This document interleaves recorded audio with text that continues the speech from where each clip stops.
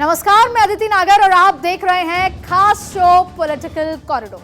वो शो जो देश के पॉलिटिकल सेंटिमेंट के साथ साथ देश के राजनीतिक नजरिए को बताता है, देश की राजनीति में पर्दे के पीछे की कहानियां सुनाता है और बताता है कि पर्दे के पीछे की कहानियां कैसे पर्दे के आगे की राजनीति को बदल कर रख देती है। इसीलिए आज बात होगी देश के उस राजनीतिक मंदिर की जिसे संविधान ने कानून बनाने का अधिकार दिया है, यानी कि संसद के दोनों सदनों की हम बात करेंगे।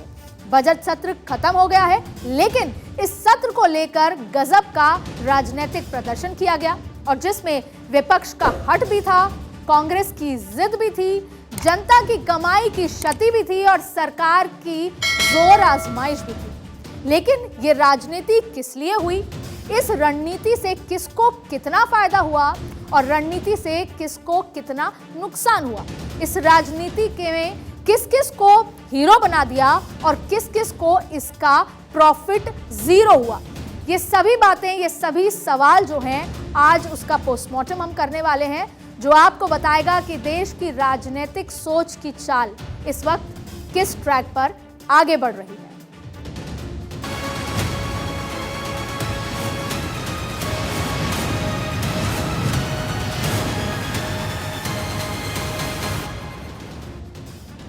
दो 2024 के लोकसभा चुनाव में 330 दिनों में से भी कम का वक्त बाकी है। इसीलिए बजट सत्र में राजनीति के पक्ष और विपक्ष दोनों ने राजनीतिक लड़ाई को सदन से निकलकर सड़क तक पहुंचा दिया। लेकिन ये हुआ कैसे, पहले ये जानने उसके बाद जानेंगे कि ये किया क्यों गया है। 31 जनवरी से शुरू हुआ बजट सत्र 6 अप्रैल को खत्म हुआ। शोर से शुरू हुआ बजट सत्र बवाल तक जाकर खत्म हुआ और जिसने अब संसदीय परंपरा पर काफी सारे सवाल भी खड़े कर दिए हैं। बजट सत्र के दूसरे चरण ने संसदीय लोकतंत्र की बेहद चिंताजनक तस्वीर भी पेश की है, जिसमें हंगामे की तस्वीर सामने आई। विपक्ष ने वेल में आकर जमकर नारेबाजी की। संसद के दोनों सदन में केवल शोर शराबा हुआ। जिद, हट, महत्वाकांक्षा की भेंट चढ़ गए दोनों ही सत्र। अडानी बनाम राहुल गांधी माफी के मुद्दे में बट गया था सत्र। देखिए, सदन के इस संसद के जो इस सदन है उसमें राजनीति का मंदिर इसे कहा जाता है और जिसमें देश के हित के लिए माननीय कानून का निर्माण करते हैं। संवैधानिक प्रक्रिया के लिए संविधान में सब कुछ लिखा है और कहा गया है कि 73 साल यानी 73 साल से जिस परंपरा और रिवाजों को शान के साथ संसद ने अपनी ऊंचाई हासिल की है, उस पर इस बार काफी कुछ डेंट लग गया है और जिसकी तस्दीक ये तमाम आंकड़े जो आपके सामने आने वाले हैं वो बताते हैं, तस्दीक करते हैं। संसद का पहला चरण 31 जनवरी को शुरू हुआ। बजट का दूसरा सत्र जो है 13 मार्च को शुरू हुआ। 6 अप्रैल को संसद का बजट सत्र समाप्त हो गया, खत्म कर दिया गया और दोनों सदनों का कामकाज औसतन एवरेज बात करें तो 15 मिनट तक चला। 15 बैठकों में दोनों सदनों में 15 घंटे भी कामकाज नहीं हुआ और जनता के सरोकार का एक भी मुद्दा पर चर्चा नहीं की गई। किसी भी दल ने चर्चा के लिए नोटिस तक भी नहीं दिया। अब ये आंकड़े तो केवल वो लोग जो पूरा लेआउट है वो बताते हैं कि इस बजट सत्र में विपक्ष ने कैसे जनता के पैसे को बर्बाद करने की कोई कसर नहीं छोड़ी। लेकिन देश की एक रिसर्च संस्था think tank PRS legislative research, उसने अपने रिसर्च में पूरे बजट सत्र के दौरान संसदीय जो सत्र की कार्रवाई हुई उसका एक एनालिसिस किया है और वो एनालिसिस कहता है कि लोकसभा में बजट सत्र में 45 घंटे से थोड़ा ज्यादा काम हुआ है। औसतन लोकसभा इस दौरान लगभग 133.6 यानी कि 134 घंटे औसतन अगर बात करें तो उसमें काम होना चाहिए। 134 घंटे काम होना था। बजट सत्र में लोकसभा की जो प्रोडक्टिविटी है उसकी बात करें तो 34.85% रही, यानी कि लगभग 35% उसकी कार्रवाई रही, उसकी जो प्रोडक्टिविटी रही और राज्यसभा में 31 घंटे से थोड़ा अधिक काम हुआ। बजट सत्र में राज्यसभा की प्रोडक्टिविटी 130 घंटे की ही रही। राज्यसभा में अगर आप प्रोडक्टिविटी की परसेंटेज की बात करें तो 24.4% ही कामकाज हो पाया। लोकसभा में प्रश्नकाल केवल 4 घंटे 32 मिनट चला और राज्यसभा में प्रश्नकाल केवल 2 घंटे 15 मिनट ही चल पाया। कुल मिलाकर पूरे बजट सत्र के दौरान राज्यसभा और लोकसभा में कामकाज 1/3 समय तक ही हुआ। बाकी के 2/3 समय दोनों सदन में हंगामा, शोर शराबा और टकराव की वजह से हमेशा स्थगित होता रहा। अब अगर ये वक्त माननीयों ने सदन में चर्चा में बिताया होता तो क्या क्या किया जा सकता था, ये भी जान लीजिए। तभी आप जान पाएंगे कि सदन में हंगामा कितना खतरनाक और देश के लिए कितना नुकसानदेह हो सकता है। देखिए, वित्त विधेयक बिना बहस के पारित हो गया। जम्मू कश्मीर वित्त विधेयक बिना बहस के पास हो गया। प्रतिस्पर्धा संशोधन विनियोग वित्त ये विधेयक बिना बहस के ये भी पास हो गया। राष्ट्रपति के अभिभाषण पर केवल 145 सांसद बोल सके। दोनों सदन मिलाकर 770 सांसद से ज्यादा है। अब सदन चलेगा ही नहीं तो सांसद अपने इलाकों के मुद्दे कहां डिस्कस करेंगे? सांसद अपने इलाकों के लोगों की बेहतरी के लिए, सुविधाओं के लिए योजनाओं की मांग कहां उठाएंगे?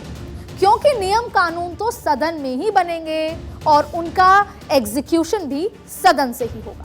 लेकिन सदन की हालत क्या रही इस बार, ये साफ हो गया कि लोकसभा में 88 घंटों का नुकसान हुआ और राज्यसभा में 103 घंटे 30 मिनट बर्बाद कर दिए गए और जिसकी भुक्तभोगी वो जनता बन गई जिसके टैक्स के पैसों से ये सदन चलाया जाता है। आपको जानकर यह भी हैरानी होगी कि संसद का 1 मिनट का खर्च 2.5 लाख रुपए तक का आता है, जिसके हिसाब से इस बार सदन में 288 करोड़ का नुकसान, 288 करोड़ का नुकसान हो गया।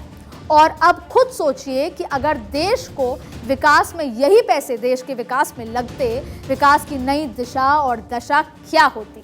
लेकिन इस बार संसद में विपक्ष का हट और सरकार की माफी मांग की महत्वाकांक्षा इस कदर आमने सामने आ गई कि बजट सत्र में ऐसी तस्वीरें देखने को मिली जिसमें बजट सत्र के आखिरी दिन केवल 16 मिनट चली लोकसभा और 14 और 15 मार्च को केवल 4 मिनट का हुआ कामकाज। यहाँ तक तो जब सुबह 11 बजे कार्रवाई शुरू हुई तो केवल 35 सेकंड शुरू होकर रह गई और फिर 2 बजे मिलने के लिए कहा गया। ये बजट मोदी सरकार के दूसरे कार्यकाल का अंतिम बजट था, इसीलिए सरकार और विपक्ष दोनों के इस पर बड़ी नजर थी और जनता की भी थी। अब बजट से पहले ही हिंडनबर्ग रिपोर्ट ने भारत में हंगामा मचा दिया था। अडानी ग्रुप के खिलाफ हुए खुलासे से पूरी दुनिया में हलचल मच गई थी। अडानी ग्रुप के सभी शेयर में काफी ज्यादा नुकसान हुआ। अडानी अमीरों की लिस्ट से बाहर हो गए। लोअर सर्किट ने अडानी की साख को भी काफी ज्यादा चोट पहुंचाई। देश की सबसे बड़ी इंश्योरेंस कंपनी LIC के साथ साथ देश के सबसे बड़ा बैंक SBI पर भी अडानी के नुकसान की आंच आ गई। ऐसे में विपक्ष को यह सबसे बड़ा मुद्दा मिल गया। विपक्ष ने सरकार को घेरना शुरू कर दिया।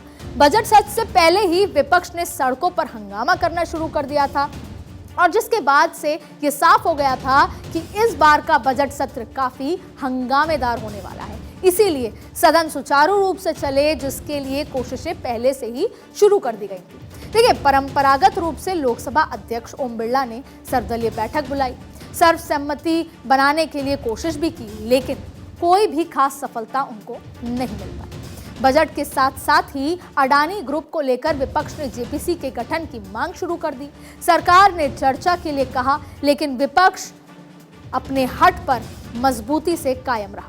सदन में तख्तियों से लेकर नारेबाजी के जरिए प्रदर्शन शुरू हुए, जिसकी वजह से बार बार सदन को स्थगित करना पड़ा। अडानी के जरिए विपक्ष जनता को यह दिखाना चाहती थी कि सरकार JPC के गठन से बच रही है और एक बिजनेसमैन को किस तरीके से बैकिंग मिल रही है। इसीलिए सदन में विपक्ष सरकार के खिलाफ मोर्चाबंदी में लगता रहा और लेकिन इस दौरान वे भूल गया कि सदन का खर्च जनता के पैसों से होता है और सदन का वक्त जनता की बेहतरी के लिए खर्च होना चाहिए। और इसमें कोई दो राय नहीं कि विपक्ष की ये रणनीति थी जिसके जरिए वो जनता से कनेक्ट करना चाहती थी और सदन में हंगामा और सड़क पर विरोध प्रदर्शन दोनों तरफ से विपक्ष ने सरकार की मोर्चाबंदी भी पूरी तरीके से कर रखी थी। लेकिन सरकार भी नियम और कानून के तहत कार्रवाई की बात लगातार करती रही, दोहराती रही। लेकिन विपक्ष जिन लोगों का पैसा अडानी के शेयर में डूबा, उनके सेंटिमेंट को लेकर सरकार पर लगातार दबाव बनाता रहा। साथ ही विदेश से आ रहा प्रेशर ने, जो प्रेशर आया, उसने भी आग में घी का काम किया, जिसके दम पर विपक्ष लगातार अपने विरोधियों की आवाज तेज करता रहा और उनके ऊपर प्रेशर बनाता रहा और बजट सत्र का पहला सेशन इसी बहस की भेंट चढ़ गया। 13 मार्च 2023 से संसद के बजट सत्र का दूसरा सेशन शुरू हुआ। होली के बाद आसार ये थे कि शायद सदन चल सके, लेकिन हालात वही रहे। इस बार विवाद राहुल गांधी के बयान को लेकर तेज हुआ। राहुल गांधी ने पहले अपनी भारत जोड़ो यात्रा खत्म की, इसके बाद 1 मार्च को लेक्चर देने राहुल गांधी कैम्ब्रिज पहुंचे। कैम्ब्रिज में राहुल गांधी ने देश की आलोचना के लिए विदेशी धरती का इस्तेमाल किया। राहुल ने कैम्ब्रिज में कहा कि भारत में लोकतंत्र खतरे में है। राहुल गांधी ने यह भी कह डाला कि सदन में बोलने नहीं दिया जाता, वो सवाल करते हैं तो उनका माइक बंद कर दिया जाता है। राहुल ने देश की आलोचना की, इससे किसी को समस्या नहीं थी, लेकिन राहुल ने जिस मंच को चुना, दिक्कत उससे शुरू हुई। देश के बाहर जाकर विदेशी धरती से जो कुछ भी राहुल ने कहा, देश में उस पर माफी की मांग तेज हो गई। और यही नहीं, सदन में सरकार ने राहुल से माफी की मांग तेज कर दी। सरकार राहुल की माफी पर अड़ी रही, विपक्ष जेपीसी के गठन की मांग करती रही और माफी बनाम जेपीसी की रार सदन में तकरार कराती रही। वहीं इस सत्र में राहुल गांधी की संसद सदस्यता भी चली गई और इसके बाद कांग्रेस सदन में और हमलावर हो गई। अब देखिए, राहुल ने कई बार कहा कि मुझे बोलने दिया जाए, मौका दिया जाए। जिन मंत्रियों ने मुझ पर आरोप लगाया, उनको जितना समय दिया था, उतना ही समय मुझे मेरी सफाई पेश करने के लिए दिया जाए। लेकिन सदन का संग्राम विपक्ष को सड़क पर ले जाने को आमादा दिखा, क्योंकि राहुल चाहते तो केवल एक माफी से अपनी बात भी कह लेते और सदन के गतिरोध को भी खत्म कर लेते। कैसे, ये जान लीजिए। देखिए, राहुल माफी के शब्दों से अपना भाषण शुरू कर सकते थे। भाषण में वो अपनी सारी बातें साफ कर सकते थे। माफी हमेशा लोगों को विनम्र बनाती है और राहुल हमेशा कहते आए कि मैं नफरत की दुकान में मोहब्बत बिखेरने आया। राहुल अपना बड़प्पन दिखाते हुए भी माफी मांग सकते थे। माफी के जरिए राहुल सरकार पर दबाव बढ़ा सकते थे और सरकार पर जेपीसी गठित करने का दबाव काफी ज्यादा बढ़ जाता। लेकिन राहुल गांधी ने ऐसा नहीं किया और जिससे सरकार लगातार अपनी मांग पर डटी रही और जिसके बाद ये संग्राम सदन से निकलकर सड़क पर आ पहुंचा। अब संसद में पोस्टर वॉर शुरू हो गया और प्रेस कॉन्फ्रेंस के जरिए पक्ष और विपक्ष की लड़ाई धारदार और तेज हो गई।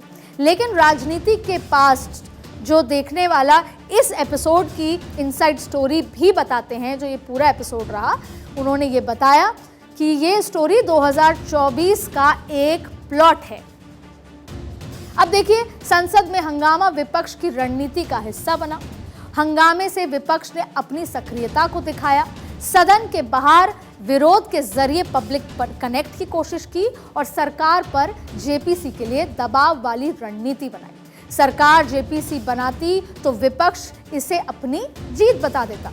राहुल की माफी को मुद्दा बनाकर सरकार हावी रही और विपक्ष मानता है कि 2024 में भी मोदी के रथ को रोकने के लिए एकजुट होकर लड़ाई लड़ना जरूरी है। इसीलिए करीब 17 पार्टियों ने इसके लिए चिट्ठी तक लिख डाली।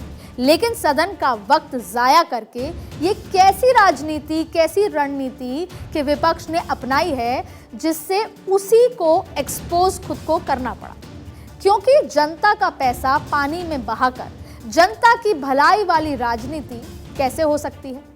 लोकसभा अध्यक्ष ने वो तमाम कोशिशें की जिसके जरिए सदन को आसानी के साथ मिनिमम वक्त में मैक्सिमम काम वाला बनाया जा सके। ओम बिरला का इतिहास भी बताता है कि उन्होंने एक सत्र में 200% की उत्पादकता भी हासिल की है। उन्होंने सबसे ज्यादा नए सांसदों को सदन में बोलने का मौका दिया। सदन देर रात तक भी चला। ओम बिरला की अध्यक्षता में लोकसभा ने, जैसा मैंने बताया कि देर रात तक बहस हुई, चर्चाएं चली और नए सांसदों ने बोला। लेकिन इस सत्र में सदन के आसन के खिलाफ भी काफी आरोप लगाए गए। विपक्ष ने लोकसभा आसन को निष्पक्ष न होने का तक भी बात कह डाली। सांसदों को वेल में प्रदर्शन करना आम बात रही, लेकिन इस बार की जो आक्रामकता ऐसी हो गई कि सांसदों ने कागज के प्लेन बनाकर लोकसभा अध्यक्ष के ऊपर उड़ा डाले, तख्तियां तक फेंकी गईं और कागज की गेंद बनाकर भी मारा गया। और जिसके बाद लोकसभा अध्यक्ष को यह कहना पड़ा कि सब संसद की गौरवमयी गरिमा को नीचे गिराने का काम कर रहे हैं, जो किसी को भी शोभा नहीं देता। विपक्ष ने संसद के जो स्वस्थ राजनीति की परंपरा को सड़क तक पहुंचा दिया और जिससे वो दिखा सके कि वो जनता के मुद्दों को कितना आक्रामक ढंग से उठा रहे हैं। क्योंकि 2024 के लोकसभा के चुनाव को आने में अब ज्यादा वक्त नहीं बचा है और अगर 2024 में मोदी का सामना करना है तो विपक्ष को आक्रामकता के साथ ही पब्लिक कनेक्ट हासिल करना होगा। विपक्ष सोचती है कि अगर वो ये करने में कामयाब रही तो 2024 के रण में मजबूती से कदम रख सकेगी। लेकिन सवाल तो ये है कि सदन की गरिमा को धूमिल कर माननीय आखिर किस तस्वीर के साथ जनता के दरबार में हाजिरी देंगे। अब देखिए, संसद के सदन में जो भी रण हुआ उसने ये तो तय कर दिया कि संविधान के मंदिर में हार जनता की ही हुई है। पैसों की बर्बादी कर जो करदाताओं की होती है वो बर्बादी पूरी तरीके से हुई है। ऐसे में विपक्ष की रणनीति 2024 के रण में पीएम मोदी को रोक पाएगी या नहीं, ये तो वक्त ही बताएगा। लेकिन ये तय हो गया है कि पीएम मोदी ने प्रधान सेवक वाली जो छवि तैयार की है उसे सदन के हंगामे वाली ये रणनीति हरा पाएगी, ये मुश्किल दिखाई देता है। पॉलिटिकल कॉरिडोर में आज के लिए इतना ही। अगली बार फिर मिलेंगे राजनीति और रणनीति के किसी नए विषय के साथ। तब तक के लिए भारत 24 पर बने रहिए और मुझे दीजिए इजाजत। नमस्कार।